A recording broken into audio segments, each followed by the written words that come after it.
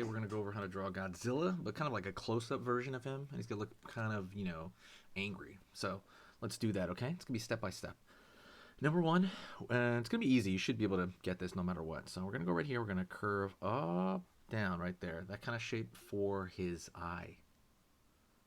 Right on. Going to go over here in his inner, that's, sorry, above his eye, right? That's his brow. Now this is actually the top of his eye. Line underneath here for the lower part of his eye.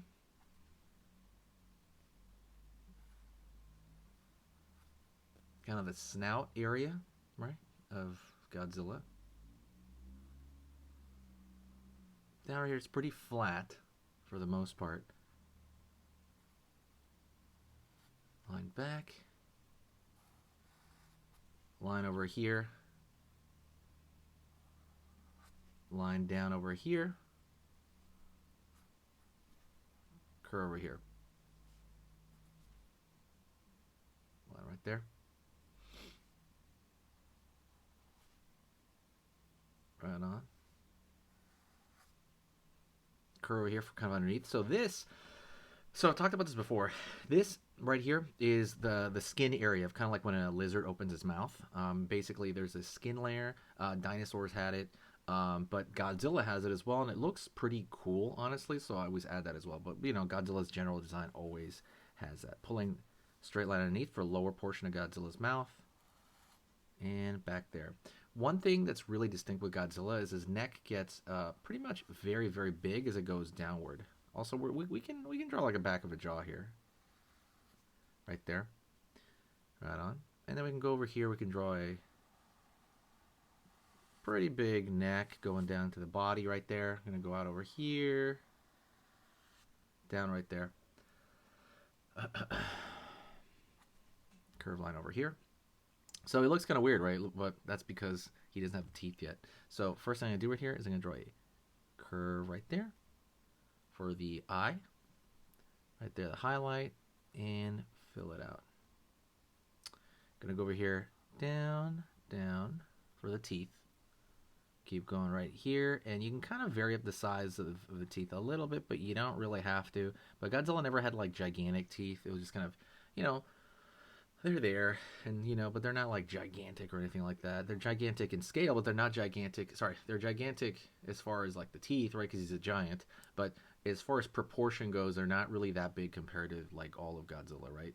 In comparison, he's got pretty small teeth as far as you say proportion-wise. Line over here. Like so. Line over here on that side. And on this side, go over here. Kind of bag into the eye a little bit. And another little curve. We'll get into that in a second. All right. And now we're getting to the spikes on his back. So right there, just like a little spike. And it's going to get a little bigger. These are just triangles. Okay. Starts to get a little bit bigger over here. So we're getting like a little mountain shape, right? A very little mountain. It's going to get a little bit bigger of a mountain right there, and they're going to get a little bit bigger as we run it off the page right there. At least on this one, we're running off the page. He's just saying like, hello, how's it going? Right on. Let's do it. So most of Godzilla, I think, is got to be, it's not got to be, but I think a lot of it is just detail. So a lot of his scales, stuff like that. So let's go over here and draw the back side of his mouth. Like so.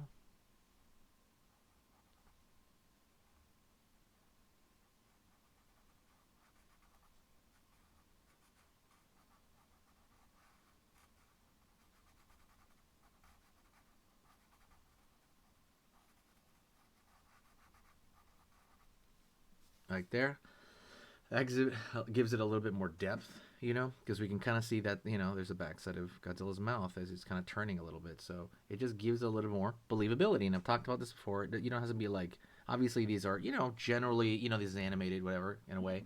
But, we want to have like a little bit of believability. And usually that comes from like just smaller details and stuff like that. Meaning believability in this world, in this Godzilla world. And he seems pretty smiley, and I like that. Downward right here, and we can throw another little bit of dark underneath the neck, which is usually where I place dark shapes for any character is usually right under the neck, because almost always the light source is coming from above going downward, right? Because of the sun. Obviously, Godzilla's a giant. He's not going to be indoors anytime soon, but he will be outside, and he's still going to have the direct sunlight right here. Curve right there. Line, line, line, line. Then over here. Line, line, line.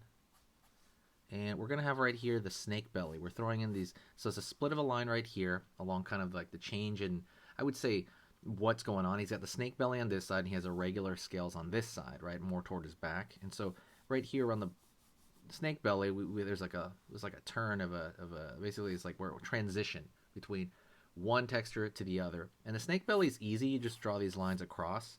And the cool part about the snake belly is you can draw as many details as you want. If you want, you can make one line a little thicker, right? And obviously in a perfect world, if you're drawing like, you know, more details, you can do that. You can go over here, you can mess with them, try to make them look a little bit organic. It's up to you. But just drawing that snake belly usually is a good idea, because he doesn't have them like in every design, but there's a lot of designs in which, you know, he has them. All right, don't forget to hit the like, by the way. I kind of forget. I always say that, but I kind of forget. Let's go over here into his face, and we're going to draw a little bit of some curved lines. And the reason we do that is we want to indicate some scaling, you know what I mean? We don't want to draw every single scale right now, but we want to draw like this little curved U shapes and just kind of like place them around here, right? Just kind of pepper them around. There's not like a huge rhyme or reason to them as far as the placement goes, but just kind of pepper them around certain areas. And what happens is this is called indication, meaning we do these, right? And we're indicating something else. We're meaning like the viewer will look at that and go, oh, that must be scales, right? You're only drawing a couple of them. That must be scales. You know, that's kind of, you know, it's a dinosaur or whatever, a dinosaur shape, right? It's Godzilla. But you're doing that just kind of here and there without having to do every single one. And the viewer just understands it. And that's a big part of this, is just getting the viewer to understand what's happening, right? So just kind of pay attention to that. And, you know, that's called indication. And same thing goes over here, but, you know, we don't have to do that. You can draw the text, like little lines right there to show the texture, but that's pretty much it. I want to thank you very much for sticking around this long. You're amazing. Go check out all the cool stuff in the comments. There's a lot of great stuff. Comments. There's a lot of great stuff in the description. Go take a look at it. It's there for you. I'm going to see you in the next video. I want you to stay here, though, because we're going to go over another drawing lesson, okay? So stay with me. Let's go over another drawing lesson right now. Okay, so that was amazing. You finished this lesson, but keep it going. Keep the art practice going by clicking this video right here. It's going to be within the same theme, and you want to keep it rolling to get better and better and better and get that art flow going. So click right here.